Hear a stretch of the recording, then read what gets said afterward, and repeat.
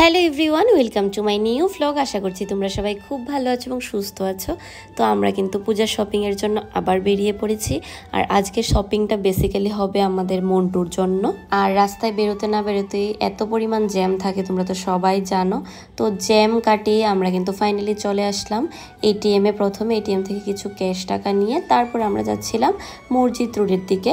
আর মসজিদ রোডের দিকে এসে আমরা কিন্তু আবার চলে এসেছিলাম শ্রীনিকেতনে। আর শ্রীনিকেতন থেকে শাড়ি 2-3টে নিয়েছি আমরা। আর মন্টুকে সাথে তো নিয়ে এসেছিলাম, ও এত পরিমাণ জ্বালাচ্ছিল আমাদেরকে, আমরা ঠিকভাবে শাড়িগুলি দেখেও কিনতে পারিনি। তো যাই হোক, শাড়িটারি কিনে আমরা চলে আসলাম এখন মন্টুর জন্য শপিং করার জন্য। আর শপিং করার আগে মন্টু একটু জল টল খেয়ে গলাটাকে ভিজিয়ে নিল, কারণ সারাক্ষণ তো আমাদেরকে জ্বালাতে হবে ওর।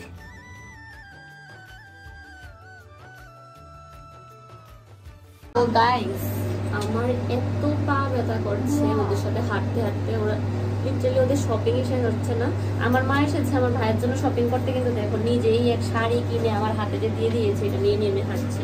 আর আমার ভাইয়ের দেখো একটার পর একটা ড্রেস ট্রায়াল দিচ্ছে। এই প্যান্টটা ওয়াও কুল, দারুণ লাগছে তো। আর ও ট্রায়াল রুমে এসে লুকিয়ে লুকিয়ে কোল্ড ড্রিঙ্কস খাচ্ছে, ভাবো। আর এইখানে দেখো মন্টুকে কিন্তু এই শার্টটাই খুব হ্যান্ডসাম আর কিউট লাগছিল। তো তোমাদের কাছে মন্টুকে কীরকম লাগছে অবশ্যই কমেন্ট করে জানিও আমাকে। আর তোমাদেরকে যেমনটা বললাম, মন্টু লিটারেলি আমাদেরকে জ্বালিয়ে শেষ করে দিয়েছে। মানে ওর কোনো কিছু মন মতো না হলেই যা দুষ্টামি করে। আর ও একটা শপিং মলে আমরা গিয়েছিলাম, ওইখানে গিয়ে ওর নজরটাই শুধু ছিল খেলনাগুলির দিকে। আর খেলনা কিনে দেয়নি বলে যা করেছে সেটা তো আর এই ব্লগে দেখানোই হয়নি।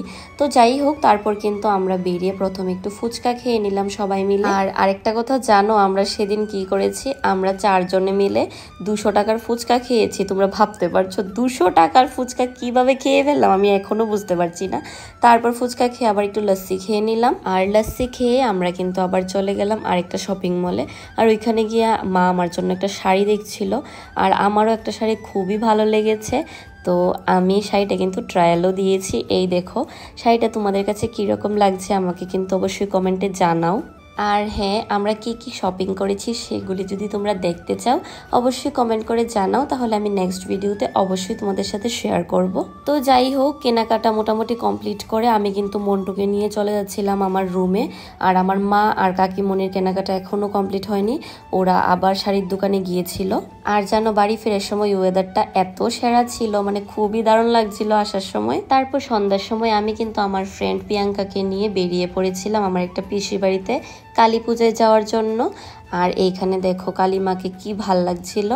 আর এই হলো আমার বোন তারা। তো যাই হোক, আজকের জন্য ব্লগটা এই অবধি।